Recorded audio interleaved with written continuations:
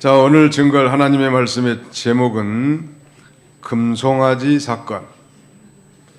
금송아지 사건. 금송아지라는 건 금으로 송아지를 만든 사건이 벌어진 것입니다. 오늘 본문이 금송아지를 만들어 숭배한 이 백성들의 타락상을 보여주고 거기에 대해서 하나님이 크게 진노하셔서 다 멸하실까 했지만 백성의 지도자 모세가 하나님 앞에 소위 중보적 기도를 통하여 그의 겸손과 간절한 마음으로 하나님 앞에 중보한 그 기도 덕에 하나님이 진노를 돌이키시고 백성들을 용서하시는 장면이 기록되어 있습니다. 그러니까 1절로 6절까지는 금송아지 만드는 거에 대해서, 그 다음에 7절로 10절까지는 거기에 대한 하나님의 진노에 대해서, 마지막 이제 11절로 14절까지는 모세의 중보 기도. 오늘 이 중보란 말을 함부로 써서 되느냐, 거기에 대한 신학적 디베이트가 있었지만은 너무 많은 사람들이 쓰고 있고 일반적으로, 왜냐하면 진정한 미디에이터, 진정한 중보자는 예수님밖에 없거든요. 하나님과 인간 사이에 진정으로 중보하실 분은 예수님밖에 없기 때문에 중보란 말을 인간이 함부로 써서는 안 된다는 거예요. 보수 신학자들의 주장이에요.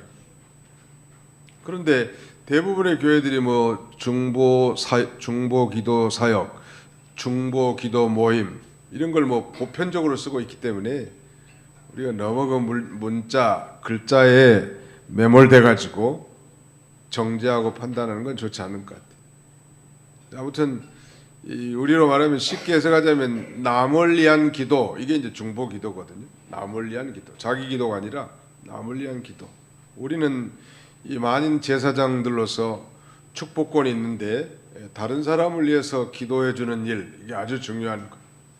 특별히 뭐 자기 가족은 두말할 것도 없고 교인들을 위해서, 가난한 자들 위해서, 복음 전파를 위해서 우리가 부지런히 중보 기도를 해줄 필요가 있단 말. 자, 금송아지를 만들었습니다. 1절 한번 같이 한번 봅시다. 시작. 백성이 모세가 산에서 내려오미 더딤을 보고 모여 아론에게 이르러 말하되 일어나라, 우리를 위하여 우리를 인도할 신을 만들라. 이 모세 곧 우리를 애굽 땅에서 인도해낸 사람은 어찌 되었는지 알지 못함이라. 모세가 지금 백성의 대표로서 시내산 꼭대기에 올라가서 이제 하나님께로부터 언약의 말씀, 즉 이 십계명을 받는 동안에 이 산 아래 이스라엘 백성들은 이제 하나님을 떠나서 자기들을 인도할 신을 만들어 달라고 모세의 임을 받은 지도자 아론에게 요청한 거예요. 이 백성들의 요구는 자기들을 인도할 신을 만들어 달라는 거예요. 잘하는 거예요? 잘못하는 거예요? 예. 아니, 우리 지난 시간에 배운 대로 십계명의 제2계명, 자기를 위해 새긴 우상을 만들지도 말고 절하지도 말고 섬기지도 말라고 했는데, 우리를 위해서 지금 우리를 인도할 신을 만들어 달라고 하는 이 백성들의 부당한 요구에 대해서 지도자가 어떻게 해야 되겠죠? 당근 뭐라고 해야 되겠죠? 우리 하나님은 영이시고 살아계신 하나님이시기 때문에 이 새긴 상을 만들어서 섬기는 것은 하나님의 뜻이 아니다 하고 물리쳐야 되는데, 아론은 말도 잘하고 참 나이도 모세보다 많지만 그런 그 과단성이 좀 없었던 것 같아요. 예수 믿는 사람들은 이 끊을 것은 인정사정 볼 것 없이 끊어버려야 돼. 따라서 합시다. 인정사정 볼 것 없이 끊읍시다. 옳지 않은 것, 진리의 말씀이 배치된 것은 인정사정 볼 것 없어. 거기에 무슨 사정한다고 뭐 거기 양보하고 그러면 벌써 신앙의 역사가 죽는 거예요. 아니, 들어줄 걸 들어줘야지. 백성들이 자기를 인도할 신을 만들어 달라고 하는 이 부당한 요구에 대해서 지도자가 과단성 있는 태도를 취하지 않았기 때문에 문제가 생기는 거예요. 아론이 모세 수하에 있을 때는 형이지만 모세 인도를 받을 때는 이런 죄를 범하지 않았는데, 모세가 지금 40일 산기도 하러 시내산에 올라간 동안에 백성들의 이 요구에 대해서 말하자면 허용적인 태도를 보이는 거예요. 물론 진리에 입에되지 않은 것에 대해서 우리가 포용적인 마음으로 받아들이고 우리가 적용하는 것은 좋지만, 하나님의 명백한 뜻에 입에되는 비진리를 도입하는 것은 절대 금물이죠. 우리도 뭐 이병기 목사님한테 배웠기 때문에 아마 우리 사전에는 그런 일은 없을 겁니다만, 우리가 죽은 다음에 또 후임자나 젊은 사람들이 와가지고 충분히 그럴 개연성이 있어요.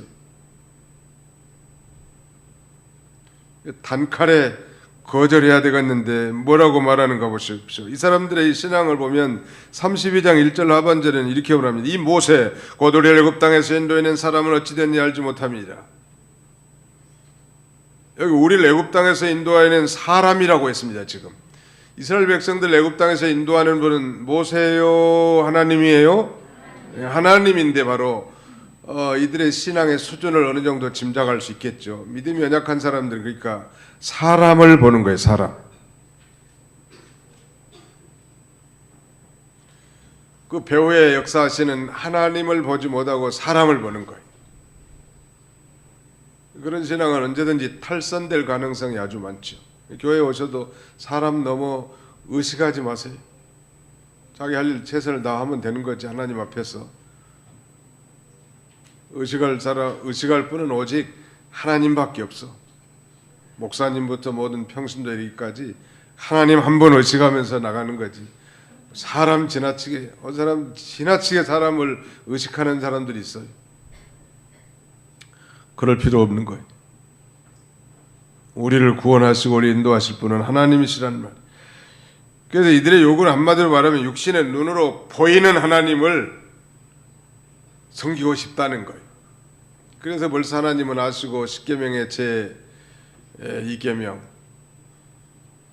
너를 위하여 새긴 우상을 만들지도 섬기지도 절하지도 말라고 말씀하신 거예요. 32장 2절 보실까요? 아론이 그들에게 이르되 너희 아내와 자녀의 귀에서 금고리를 빼내게로 가져오라. 아론이 뭐 솔선수범해서 송아지 금신상을 만들고자 하는 마음은 없었지만, 백성들이 강력하게 요구를 하니까, 아우성치니까 그 여론에 밀려서 금고리를 빼라고 한 거예요. 지금 귀고리 코고리 다 빼다가 녹여서 신상을 만들라니. 그럼 신상을 만들었는데 송아지 모양의, 금으로 된 송아지 모양의 신상을 만드는 거예요. 그러면서 뭐 송아지를 섬기는 건 아니고 그 금송아지를 하나님이다 이렇게 보이는 것으로 섬기려고 한 것입니다.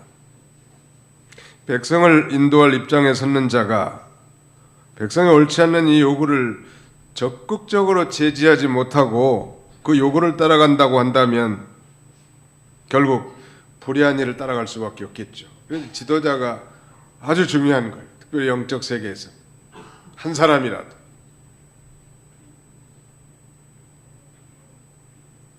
단칼에 베어가지고 백성들로 하여금 교훈을 했어야 되겠는데, 이거 뭐 이 불의한 일을 모면해 보려고 수단과 방법을 쓰게 되면 결국은 그 죄에 함몰되게 된다는 거예요. 삼손도 이 드릴라의 요구를 처음부터 거절했다면 승리할 수 있었을 텐데, 여러 가지 핑계를 대고 여러 가지 방편을 쓰다가 결국에는 신앙을 양보하게 됐고, 블레셋 사람에게 포로되어 가서 두 눈이 뽑히고 맷돌을 가는 비참한 그런 신세가 되고 말았던 것입니다. 중대한 실수죠. 그러므로 성도는 아닌 건 아니다, 옳은 것은 옳다, 옳다 옳다, 아니다 아니다 하라 그랬습니다. 이에서 지나면 악으로 쫓아나는 것이다. 한번 더 합시다. 옳다 옳다, 아니다, 아니다. 어느 걸 옳다고 하면 되고, 그래 쫓아가면 되고, 아닌 건 아니다 해놓고 안 따라가면 되는데, 그 단칼에 배지 못하는 것, 이것 때문에 결국은 이 죄에 빠진 일들이 많단 말이에요. 아닌 건 목에 칼이 들어도 아닌 거지. 다른 거 뭐 수단과 방편을 둘러대 놓으면 마귀가 그 틈바구니로 들어가지고 우리를 넘어뜨린단 말. 그래서 이제 아론이 명령에 따라서 모든 백성이 그 귀에서 3절에 보시면 금고리를 빼가지고 아론에게 가져온 것입니다. 중대한 실수를 한 거죠. 4절 같이 읽습니다. 시작. 아론이 그들의 손에서 금고리를 받아 부어서 조각칼로 새겨 송아지 형상을 만드니 그들이 말하되 이스라엘아 이는 너희를 애굽 땅에서 인도하여 낸 너희 신이로다 하는지라. 이 진리에 굳게 서지 못한 것 때문에 결국 백성들의 요구를 들어주고 진리를 양보해서 타협해 가지고 만들어 놓은 게 금송아지랍니다. 근데 이 금송아지 여러 가지 모양이 많이 있을 텐데 왜 금송아지를 만들었을까? 이스라엘 백성들이 무려 이집트 애굽에서 430년간을 살았는데 애굽에서는 소위 머리는 소 모양이고 몸뚱아리는 사람 모양인, 그러니까 인신 우두를 만들어 가지고 그 섬긴 신을 오시리스라고 합니다. 사람의 몸에 소의 머리를 만들어 놓은 신을 오시리스라 하고, 또 당시 애굽 고센 근처의 멤피스에서 성행했던 황소신 아피스, 우리 뭐 만년필 아피스라는 만년필도 있습니다만 다 그런 우상의 이름이에요. 근데 그 역시 황소 모양이란. 황소하면 뭐가 생각나나요? 황소는 뭐가 생각나요? 소 불고기가 생각나나요? 또 힘이라든지 풍요를 상징한다. 소는 뭐 버릴 게 없어. 가죽부터 시작해서 힘과 풍요를 상징하기 때문에 아마 이 소 모양을 만들어 가지고 섬긴 것 같은데, 참 놀라운 일은 이보다 한참 후에 이제 가나안 땅에 들어가 가지고 이스라엘이 남쪽과 북쪽으로 갈라진 이후에 저 북쪽의 이 여로보암은 또 하나님을 섬긴다고 하면서 금송아지를 만들어 가지고 북이스라엘의 맨 끝 텔단이라고 하는 단과 이 브엘세바에다가 이 단과 베델에다가 금송아지를 만들어 놓고 이것이 하나님입니다라고 섬기게 한 거예요. 왜냐하면 이스라엘 사람들이 남쪽에 예루살렘 내려가지 못하도록 하기 위한 것이란. 그렇다면 도대체 이런 사상이 어디서부터 나왔는가? 그 애굽에서 430년간 종살이하면서 애굽 사람들이 섬기는 것은 멤피스라든가 아시리스, 오시리스 이런 신들의 그 숭배 사상이 깊이 뿌리 박혀 있고 그런 문화적 영향을 받아온 거예요. 그 관습에 젖어 있단 말이에요. 무슨 뜻인지도 잘 모르면서 말이죠. 우리 조상신들에게 제사하는 것도 마찬가지.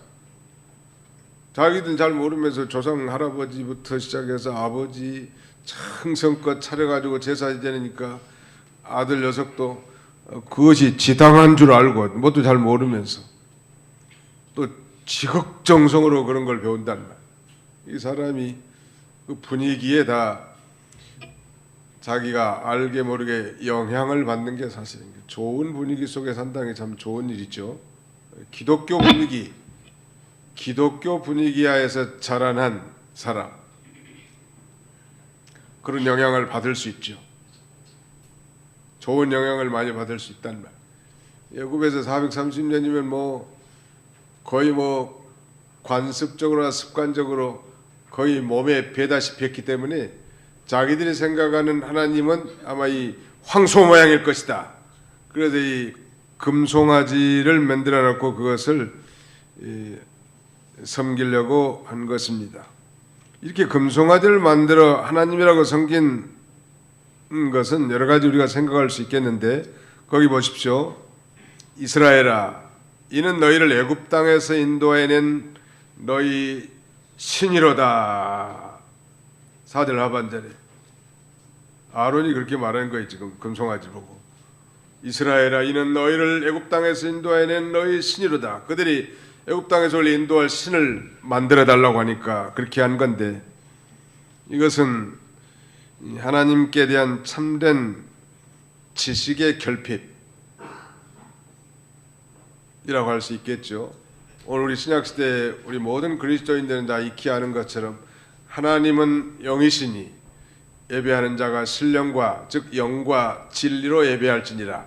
하나님은 이렇게 예배 드린 자를 찾으신다고 하지 않았습니까? 하나님이 영이시라는 것은 하나님의 형상이 없다는 거예요. 즉 invisible God, 하나님은 우리 눈으로 볼 수 없는 존재이신데 눈으로 보고 섬기려고 하는 것, 그것이 바로 우상심리예요. 마치 도마처럼 예수님이 그렇게 뭐라고 말씀하셨나요? 보고 믿는 자보다 보지 않고 믿는 자가 더 복되도다. 보이지 않는 하나님을 어떻게든 보고 믿으려고 하는 그것이 바로 우상심리고, 이미 말씀드린 것처럼 기독교를 제외한 모든 우상 종교는 다 보이는 것에 중점을 둡니다. 우리 기독교는 보이지 않는 하나님을 섬긴단 말. 또 사람이라는 건 뭔가 좀 웅장하게 뭐 절에 가면 대문간에 누가 큰 이빨 드러내고 이어하고 있어요? 안 가봐 잘 모르시구나. 사천왕이라는 왕이 버티고 있다. 무섭게. 뭘 손에는 뭘 잡고? 역시 안 가봐서 모르는 거야. 칼을 잡고 있다. 이게 뭔가 좀 뭐 신령한 것 같기도 하고 귀신의 세계에 온 그런 느낌을 좀 받을 수 있잖아요. 인간의 타락한 인간의 본성은 뭔가 좀 보이는 관점에서 자꾸 섬기려고 하니. 근데 우리 하나님은 볼 수 없는 존재를 보겠다고 하니 기가 막힌 일 아니에요? 보이지 않는 존재, 즉 영적인 존재는 하나님이 영이시고, 그 다음에 두 번째 천사나 마귀가 영적 존재입니다. spiritual being, 영적 존재라고. 그러니까 천사도 우리의 눈에 볼 수 있다 없다? 천사를 목사님 봤습니다. 하얀 가운을 입고 날개를 퍼덕 입디다. 예, 기어보시오. 영인 존재를 봐겠다고 하니까 얼마나 한심하냐. 용인에서 이 전도사로 목회하는데 늘 가던 이벌관의 그 사장님이 황권사예요. 감리교니까 남자도 권사더라. 근데 한참 이발하고 있는 전도사님 저 사진 좀 보라 그래요. 뭐 불꽃이 이렇게 찍어놨더라고. 권사님 저게 뭐요? 그러니까 예 목사님 성령을 찍어놨습니다. 그래서 성령을 찍어놨더니 야 이렇게 참 말쑥하게 생긴 사람이 생각이 이렇게 우상적이구나. 하나님 말씀을 똑바로 배워놓지 않으면 이상한 것에 길을 기울이는 거예요. 제일 좋은 신앙은 하나님의 말씀의 바탕을 둔 신앙이 제일 좋아. 유명한 우리 보수 기독교의 거장 박윤선 박사님은 계시 의존 사색이라는 말을 썼는데 상당히 어려운 말이죠. 하나님의 말씀에 기준으로 해서 모든 걸 보는 거예요. 인간의 자율주의로는 결코 하나님을 알 수도 없고 만날 수도 없어요. 그런 면에서 우리는 타율주의예요. 즉 성경을 통해서 성령의 감동함으로 하나님의 뜻과 하나님을 알게 해놨단 말. 살리는 것은 영이니 육은 무익하니라. 내가 내게 이르는 말이 영이요 생명이니라. 하나님의 말씀을 늘 묵상하고 암송하고 되새김질하고 좋은 신앙, 복 있는 사람. 뭘 만들어서 섬기려고 하지 마세요. 벌써 그건 우상심리라는 말. 그 다음에 그들의 마음이 강팍해진 거예요. 시내산에 올라간 지도자 모세를 신뢰하지 못하고 하나님을 믿지 못하는 거. 잘 참고 아론의 인도를 잘 받아 나가면 될 건데 그 참을 참지 못하고 마음이 강팍해가지고 이렇게 우상을 만든 거고, 또 그들이 하나님의 진실한 말씀을 경홀히 여겼기 때문에 그래. 하나님 말씀에 굳게 선 신자들이 제일 무서운 사람이고, 그 다음에 하나님의 말씀에 견고하게 서 있는 신자의 신앙이 가장 건전한 신앙이라고 할 수 있습니다. 말씀 중심의 신앙. 우리 기독교는 말씀의 종교이거든요. 성령으로 기록된 이 하나님의 말씀을 부지런히 듣고 읽고 또 그 가운데 지키는 자가 복이 있다고 했습니다. 분명히 우리 출애굽기 20장 3절로 4절 한번 다시 읽어봅시다. 출애굽기 20장 3절로 4절 말씀.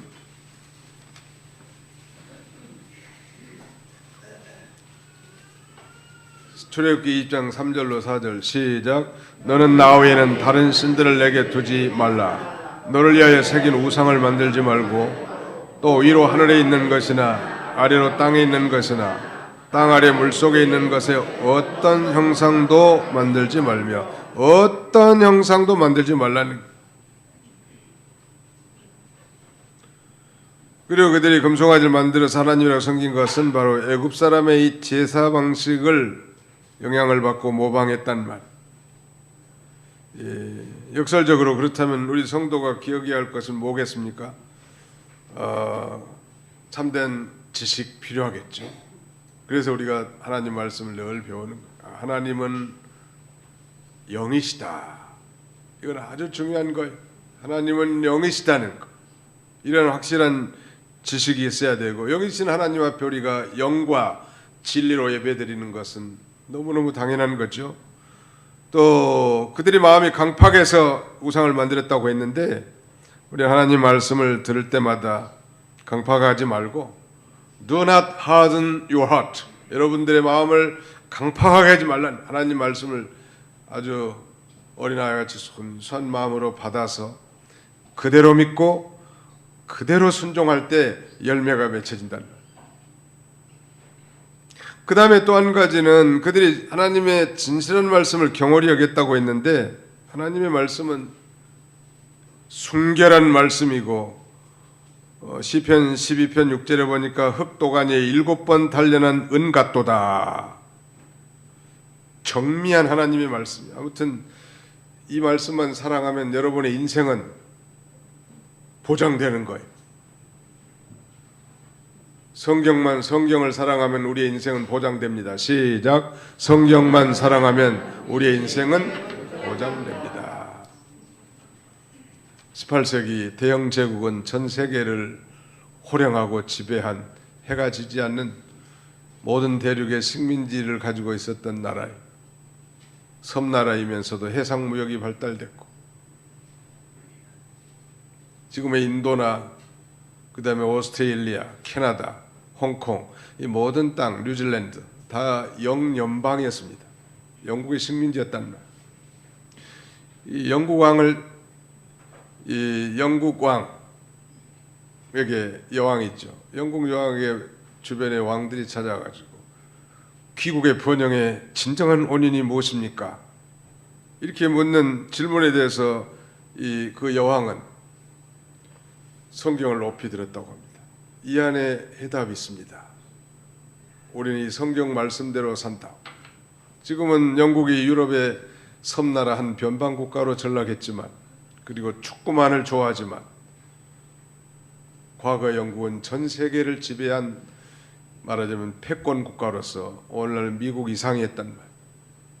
언제 그들이 성경을 진정으로 사랑하고 하나님 말씀을 사모하고 나갈 때 하나님을 그렇게 축복하는 거예요. 오늘 동일하게 마찬가지. 우리 개인이나 가정이나 국가나 민족이 이 하나님의 말씀을 사랑하고만 나가면, 나를 사랑하는 자가 나의 계명을 지킨다고 했는데, 하나님을 진정으로 사랑하고 나가면 하나님이 우리의 모든 인생을 책임져 준다는 말. 믿으시면 아멘 합시다. 책임져 주는 거예요. 사실 이스라엘 사람들이 금송아지 만든 것은 하나님을 버리고 다른 신들을 섬기고자 한 건 아니에요.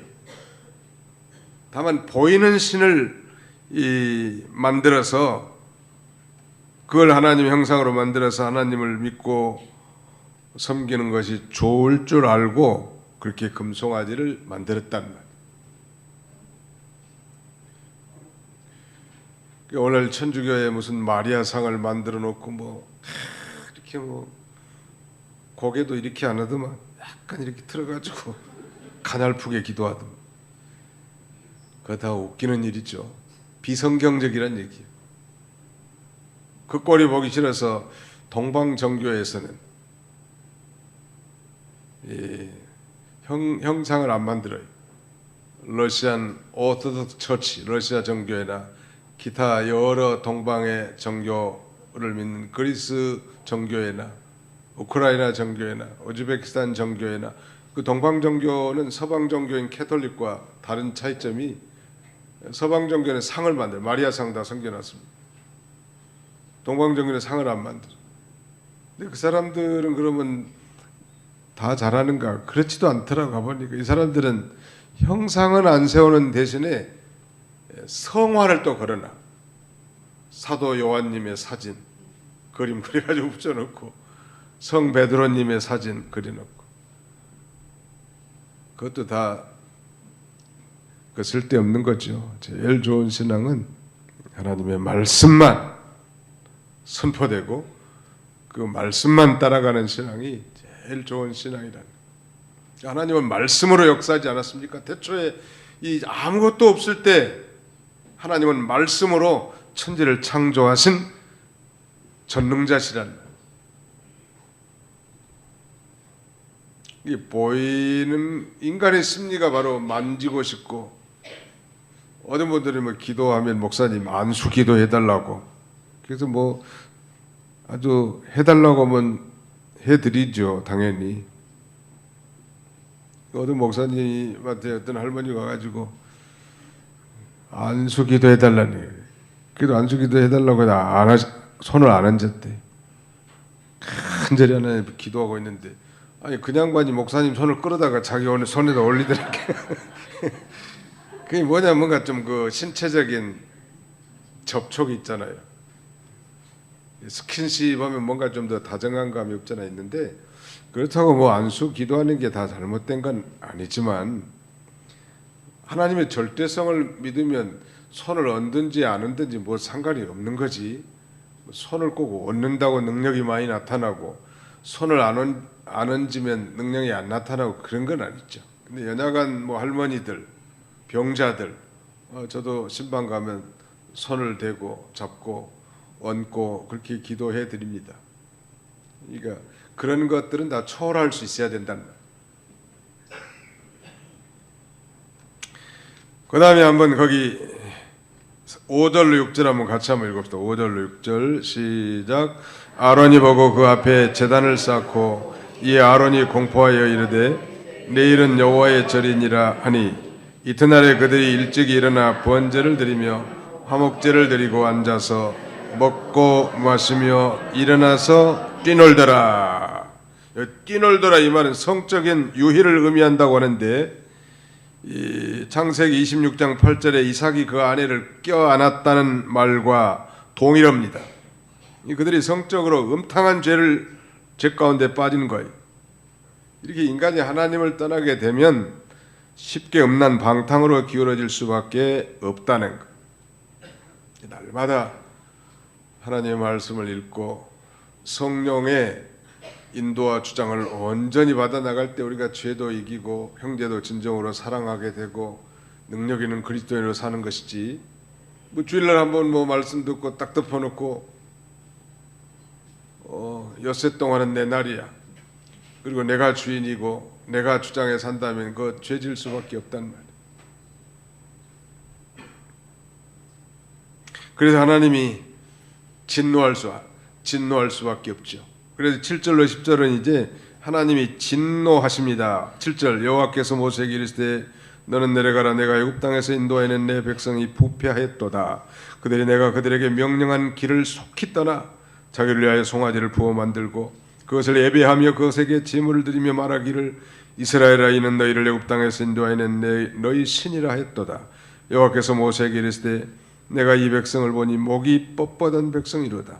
그런즉 내가 하는 대로 두라. 내가 그들에게 진노하여 그들을 진멸하고 너를 큰 나라가 되게 하리라. 무서운 심판을 진노를 경고합니다. 이스라엘 백성들은 이전에 하나님께서 제안하신 언약을 지키겠다고 맹세합니다. 너희가 내 말을 잘 듣고 내 언약을 지키면 너희가 열국 중에서 내 소유가 되겠고 거룩한 백성이 되며 제사장 나라가 되게 하리라. 우리가 다 지키겠나이다 하니까 짐승을 잡아 피 흘려서 말하자면 그 언약책의 절반은 뿌리고 나머지는 백성들에게 뿌림으로 하나님과의 계약을 체결하는 거예요. 언약을 체결했다고. 그런데 우상을 섬겼기 때문에, 우상을 만들어 섬겼기 때문에 이건 정면으로 계약을 깨뜨려 버린 거죠. 그러니까 하나님의 진노가 내려올 수밖에 없잖아요. 그 하나님이 제시하신 언약의 내용은 이미 살펴본 대로 10계명 가운데 제2계명, 우상을 만들지도 절하지도 섬기지도 말라는 그 계명을 어김으로 그 언약을 깨뜨렸는데, 이거 보면 우리 하나님 앞에서 인간이 얼마나 무력한 존재인가. 그런 면에서 우리 인간은 우리의 행위로 하나님 앞에 나갈 수 없음을 가르쳐주고, 그러므로 바로 그리스도가 필요한 거예요. 새벽에도 잠깐 말씀드렸습니다만, 십계명은 이미 언약 백성된 자에게 신앙과 생활에 대한 법칙으로 주신 것이지만, 즉 지키라고 주신 것이지만, 그 십계명을 완벽하고도 완전하게 다 지킨 사람은 예수님 외에는 있다 없다? 아무도 없어. 그럼에도 불구하고 십계명을 지키라는 거예요. 그래서 무엇이 죄인지를 깨닫게 되고, 자신의 이 무력함과 연약함을 깨닫게 되고, 다시 저 십자가를 바라보고 죄의 긍휼을 의지하여 십자가에서 내 모든 죄를 대속하시고 죽으신 주님의 사랑을 덧입어 나가는 거예요. 우리가 매일, every Sunday, every day, 매일 매주일, 아니 매 순간. 그러니까 사람이 교만하면 안 돼. 나는 다 지켰어, 다 지켰나이다. 그러니 부자 같은 교만한 말하면 안 된다는 거예요. 그래서 대부분 우리 집사님들 기도하면 저는 한 주간 동안 세상에 살았지만 하나님 말씀을 다 버리고 어기고 지키지 못했사오니 주님 용서해 달라고 하는 것은 그 진실한 기도예요. 또 우리가 외부적인 조항은 지켰다 할지라도 그 내용까지 온전하게 지킨 사람이 또 있는가? 간음하지 말지니라, 예부적으로 간음하지 않았다 할지라도 남자로 말하면 여인을 보고 음욕을 품은 적이 없는가? 살인하지 말지니라, 직접 살인하지 않았다 할지라도. 어제 고유정이라는 여자가 뉴스에 등장하더만.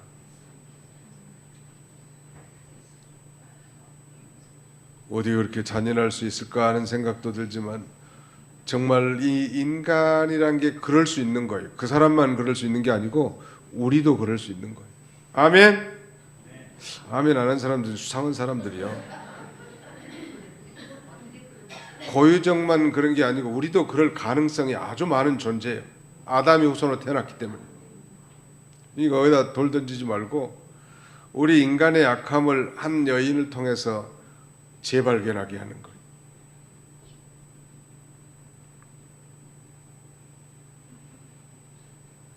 하나님을 떠난 인간이 얼마나 악한가 보세요.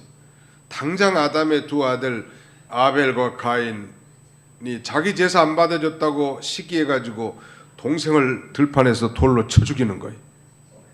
아버지로부터 다 제사법도 다 제대로 배웠을 텐데. 그게 바로 인간이에요. 이게 텔레비에 나온 고의정만 나쁜 인간이 아니고 누가 나쁜 인간이에요? 내가. 이 세상에서 제일 악한 놈은 누구예요? 바로 나라는 거.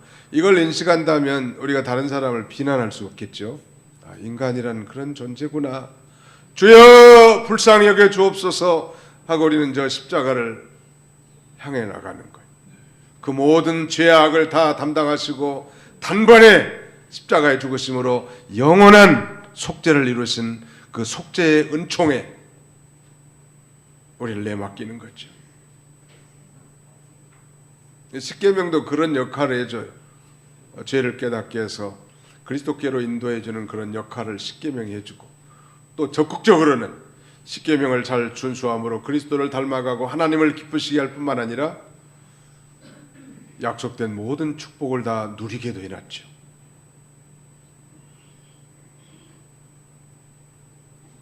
그래서 이런 우상을 만들고 섬기고자 하는 이들을 향한 하나님의 진노를 해놓은 거예요. 32장 거기 한번 보시면 이렇게 말씀하는 거예요.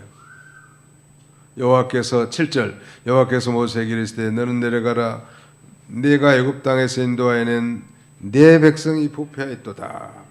그들이 내게 그들에게 명한 길을 속히 떠나 자기를 위하여 송아지를 부어 만들고 그것을 애배하며 그것에게 제물을 드리며 말하기를 이스라엘아 이는 너희를 애굽 땅에서 인도하는 너희 신이라 했도다.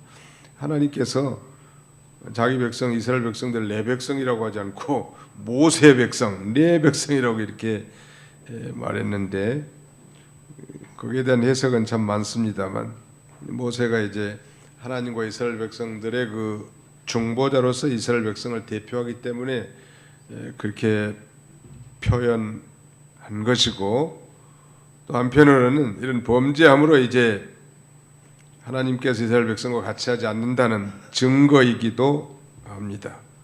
그러면서 여호와께서 모세에게 뭐라고 말하냐면 32장 9절에 내가 이 백성을 보니 목이 뻣뻣한 백성이로다. 옛날 성경은 고든 백성이로다 그랬는데 잘못된 걸 회개할 줄 모르고 계속해서 잘못된 길로 나가는 백성이란, 하나님이 기뻐하시는 성도는 비록 뭐 연약하니까 잘못된 길 걸어갈 수도 있고 바로 하지 못할 때도 있지만 그때마다 깨달음과 동시에 즉각 회개하는 자를 하나님이 기뻐하세요. 따라서 회개하는 자를 하나님은 기뻐하십니다. 죄 짓지 않는 사람은 아무도 없다고 했습니까? 그런 죄를 지을 때마다 하나님 앞에 즉각 회개하고 결단하는, 그럼에도 불구하고 우리가 또 반복해서 죄를 짓기도 하는데 그래도 또 회개하고 나가는 거예요. 그래서 예수 안 믿는 이방인들, 우리 믿는 그리스도인들에게 손가락질하는 거예요. 저것들 저 의지가 박약해가지고 맨 죄만 짓고 교회 가서는 하나님께 용서해달라고 하고 또 똑같은 죄를 짓고 또 용서해달라고 그러고 뻔뻔하기도 하다. 나는 네가 예수를 믿으면 나는 내 주먹을 믿는다. 네가 천당에 가면 나는 만당에 간다. 그러면서 뭐 비웃잖아요. 그래도 비웃어도 괜찮아. 비웃어도 우리가 또 하나님 앞에 다루지 못하면 또 하나님 앞에 나아가는 거예요. 염치 없고 뻔뻔해도 하나님 앞에 나오는 자를 하나님은 기뻐하시고 또 들어주시는 거. 하나님은 속이 좋으신 분. 우리같이 그렇게 매몰차고 판단이라고 정죄하고 비난하는 분이 아니에요. 저들이 회개하고 돌아오기를 기뻐하시지 저주받아 망하는 걸 원하시는 분이 아니란 말이에요. 이 고유정의는 어떤 외딴 섬에서 사는 별종 괴물이 결코 아닙니다. 우리 사회에 똑같은 사람이요. 무엇이 그를 그렇게 악독하게 만들었는가? 여러 가지가 이유가 있겠지만 근본적인 원인은 아담의 후손이고 이 세상 사회가 그렇게 만들었을 가능성도 많아요. 우리의 자화상이요. 예수님 말씀하셨죠. 살인하지 말라 하였다는 것을 너희가 들었으나 나는 너희에게 이르노니 형제를 미워하는 자마다 이미 살인하였느니라. 형제를 미워하고 미련한 놈이라고 무시하고 라카라고 욕하고 이런 것도 살인한 자라고 예수님이 그렇게 말씀합니다. 우리가 칼 들고 사람을 죽이진 않았어도 고유정처럼 형제를 미워했다면 고유정과 전혀 다를 바가 없는 존재라는 거예요. 이걸 깨닫는 게 제대로 깨닫는 거예요. 문제는. 그러면 용서 못할 자가 없겠죠. 옛날에 그 강남에 지존파라는 게 있었어요. 젊은 사람들은 잘 모를 거예요. 그래서 어디 전라도 어디다가 살인 공장을 차려놓고 압구정동에 야타족이 뭔 줄 알죠? 아주 뭐 빛가번쩍한 차를 끌고 가는 거예요. 젊은이가 그 창문을 자동으로 스르르 내려가지고 예쁜 처녀가 지나가면 야타 하면 탄대. 그게 바로 야타족이야. 그럼 데려다가 죽이는 거예요, 잔인하게. 다 살인 사형 선고를 받아서 다 감옥에 갇혀 있는데 그들을 전도한 사람이 있더라고. 집중적으로 이 형무소에 찾아가 가지고 그 살인마들에게 복음을 전해 가지고 그들이 예수를 믿은 거예요. 구원을 얻은 거예요. 모든 죄를 용서받은 거예요. 그리고 정말 감사함과 기쁨으로 형장의 이슬로 사라집니다. 그들은 비록 죄를 지었으니까 이 땅에 성문법에 따라서 재판을 받아 사형장의 이슬로 사라졌지만 그들의 영혼은 죄사함 받고 구원받아 저 영혼은 하나님의 품에 들어가게 되는 거예요. 그들의 무지가 그들로 하여금 그렇게 죄를 짓게 하는 거지 별종이 따로 없는 거예요. 따라서 합시다. 별종이 따로 없다. 별종이 따로 없는 거예요. 내가 별종이야. 이 세상에서 최고의 별종은 고의정이 아니고 우리 자신들이라는 거. 이걸 깨달은 사람은 교만할까요? 겸손할까요? 하나님의 구원의 은혜에 감사할까요? 원망할까요? 그러니까 그러는 거예요. 그러니까 겸손할 수밖에 없고 그러니까 감사할 수밖에 없는 거예요. 내가 그분보다 내가 고의정보다 조금 낫다고 생각하는 사람은 절대 감사가 없습니다. 내가 고의정보다 절대 낫다고 생각한 사람은 겸손함이 없어요. 왜냐하면 실제 자기는 살인한 적도 없고 토막내 가지고 버린 적도 없고 그렇게 뻔뻔한 얼굴 해본 적도 없기 때문에. 그러나 우리 속에 그 엄청난 살인의 광기가 아담의 피가 흐르고 있다는 사실을 언제나 잊지 말고 그 모든 죄를 바로 예수님이 단번에 십자가에서 도말해 놓으셨기 때문에 진정으로 그 예수 그리스도를 믿는 자라면 모든 죄를 용서받은 것. 그 고혜정 씨가 정말로 전도를 받아 예수를 자신의 구주로 믿고 구원받은 하나님의 여인이었다면 감히 그런 죄를 범할 수 있었을까요? 절대 그럴 리가 없겠죠. 그러므로 우리는 이 사회 현상을 우리의 기도 제목으로 삼아야지 우리 입술로 무슨 술안주나 삼고 가십거리로 삼아서는 안 된다는 거. 왜? 자기가 더 잔인한 인간이니까.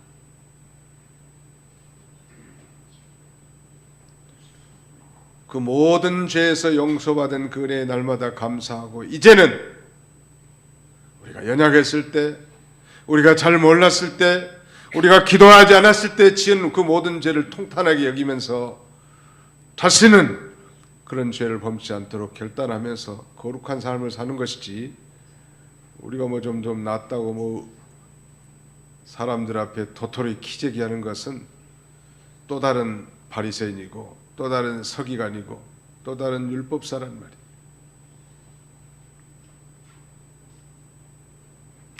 이 목이 뻣뻣한 사람 하나님 싫어요.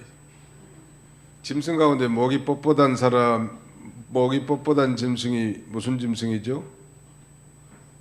짐승 중에서 나귀 새끼, 나귀 있죠. 당나귀는 절대 이렇게 목이 생겼는데 잘 보세요.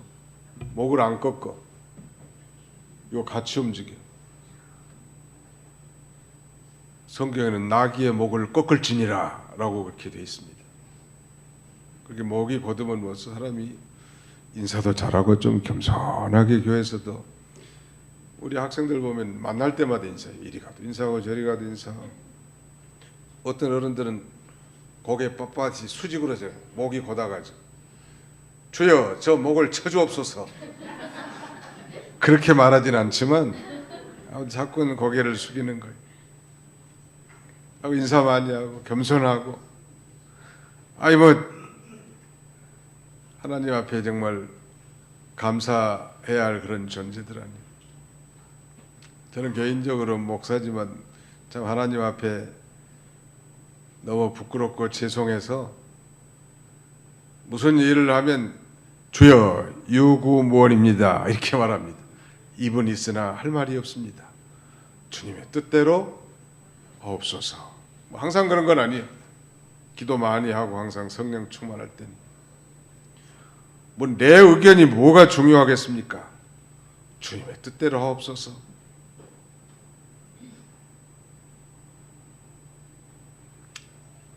이스라엘 백성들이 목이 뻣뻣해 가지고 아주 이렇게 하나님을 거역하고 돌아간 거예요. 오죽했으면 하나님이 내가 다 쓸어버릴 거니까, 그리고 너 모세 내 후손을 통해서 내가 큰 나라를 만들겠다. 오직 답답하고 화가 났으면 하나님이 모세에게 그런 말 했단 말이에요. 그 얘기를 들은 모세가 주여 그리 마옵소서 이렇게 중보 기도를 했고, 그 기도를 하나님이 들으신 거예요. 주여, 저 애굽에서 건져서 여기까지 인도하신 하나님이신데 이 광야에서 저들을 다 하나님이 주겠다고 한다면 그 하나님께서 얼마나 하나님의 영광이 가려지겠으며 이방 백성들이 얼마나 방자하겠습니까? 또 아브라함과 이삭과 야곱에게 약속한 그 언약의 성취는 저 가나안 땅을 주어서 신정국가를 세워 하나님의 통치를 받게 해놨는데 여기서 다 몰살시킨다면 하나님의 그 신실한 약속은 어떻게 되겠습니까? 라고 말하면서 애절하게 통탄하면서 하나님 앞에 겸손한 마음으로 중보 기도하니까 하나님께서 어떻게 했는지 그 마지막 절만 보고 마치겠습니다. 30 몇 절이 32장 14절 같이 한번 읽읍시다. 시작. 여호와께서 뜻을 돌이키사 말씀하신 화를 그 백성에게 내리지 아니하시니라. 참 우리 하나님은 자비하신 하나님. 우리는 참 염치 없는 인간들이 여호와께서 뜻을 돌이키사. 나는 이 성경을 연구하면서 우리 하나님의 불변성이란 하나님의 속성 가운데 특별한 속성 가운데 불변성이 있거든요. 변개치 아니하시는 하나님의 속성과 이게 모순되지 않는가? 하나님은 속성상, 성품상, 일의 동기나 목적, 약속에 있어서 불변하신 하나님인데 뜻을 돌이키신 하나님. 여러분 제가 그런 체험을 한 적이 있는데 어려서 못된 짓을 제가 했어요. 그렇다고 너무 과중한 상상을 하지 마세요. 우리 누님을 놀려주려고 못을 호롱불에다 달군 거야. 뜨끈뜨끈하면 따뜻하면 그 못으로 찌르려고 생각하진 않았고 그냥 좀 놀래게만 해주려고 했는데 이 못을 호롱불에 달구니까 뜨거워졌을 거 아니에요. 근데 여기에 빠지고 뚜루룩 굴러가 버렸는데 우리 막내 아들, 막내 남동생이 울어. 보니까 엉덩이에 박혔네 이게. 나는 누나를 놀래주려고 했는데 엉뚱한 놈이 그 못에 주저앉은 거예요. 나는 이제 죽었다. 우리 아버지한테 나는 이제 죽을 날만 있구나. 그래도 열심히 가서 손발을 깨끗하게 씻고 공부도 잘 안 한 놈이 책상에 앉아서 무릎을 꿇고 공부를 열심히 하는 태도를 보이니까 아버지의 노가 슬슬 풀려가더라. 어쩌다 저 녀석이 저렇게 했겠지. 이제 반 죽을 줄 알았는데 이 육신의 부모라도 그렇게 뜻을 돌이키신 하나님이. 하나님도 마찬가지. 하나님이 그렇다고 이랬다 저랬다는 분은 결코 아닙니다. 하나님은 죄인이라도 회개하고 바로 서기를 원하시지 그 저주받아서 망하기를 원하신 분은 하나님이 아니. 그런 우린 속 좁은 하나님이 아니라 긍휼이 풍성하신 하나님. 모세의 기도를 들으시고 용서하시는 하나님. 내가 하나님 앞에 기도할 때 나에 대해서도 용서하지만 이 다른 사람이 나를 중보 기도할 때 그 기도를 들으시고 또 우리를 용서하시는 하나님. 그러니까 우리 자녀들 혹시 잘못 나가고 우리 교인들이 혹시 잘못 나가더라도 가족의 신앙의 호주나 교회 지도자들이 하나님 앞에 간절히 그런 중보 기도하면 하나님이 들어주신다 안 들어주신다? 들어주신다는. 염치 없어도 그렇게 기도하는 우리 하나님은 뜻을 돌이키신 하나님. 여러분 잘 아시잖아요. 히스기야 왕은 이제 이 죽을 병에 걸려가지고 이사야 선지자를 통해서 죽음의 선고를 받습니다. 너는 죽고 다시 살지 못하리니 내 모든 가대 도구를 다 정리하라. 그럼에도 불구하고 히스기야는 얼굴을 벽으로 향하고 하나님께만 향하여 간절히 기도합니다. 그런데 무려 15년을 수명을 연장시켜 준 거예요. 하나님의 뜻이 죽는 것이었는데 왜 다시 살게 합니까? 하나님도 이랬다 저랬다는 분입니까? 그 아니고 그렇게 자기 백성들을 향한 사랑과 용서와 긍휼과 자비가 무궁하신 하나님이요. 믿으시면 아멘 합시다. 이런 하나님을 믿고 날마다 승리하는 삶을 사시기를 주님의 이름으로 축원합니다. 거룩하신 하나님 감사합니다. 우리 하나님 아버지께서 거룩한 주일을 새벽부터 이 시간까지 하나님이 같이 해주시고 특별히 오늘은 안진병의 신앙을 청산하라고 우리를 권고하신 은혜와 사랑을 진심으로 감사하고 감사를 드립니다. 그래서 날마다 주님이 주신 영적 자유와 구원의 기쁨 속에서 성전 생활, 제단 생활, 또 찬양 생활, 복음을 전하는 이 전도 생활, 또 기도와 봉사 생활에 전념함으로 영적 자유자로서 날마다 유영하며 하나님을 영화롭게 드리는 저희 모두가 다 되게 하여 주옵소서. 우리 가정이나 교회에 명명백백하게 하나님의 뜻을 어긋나는 불의한 요구에 대해서 초도 타협하지 말고 어떻게든 하나님의 뜻을 굳게 세워나감으로 하나님이 통치하시고 하나님이 축복하시는 아름다운 가정, 아름다운 교회로 세워나가는 저희들이 다 되게 하여 주시옵소서. 예수님의 이름으로 기도하옵나이다. 아멘.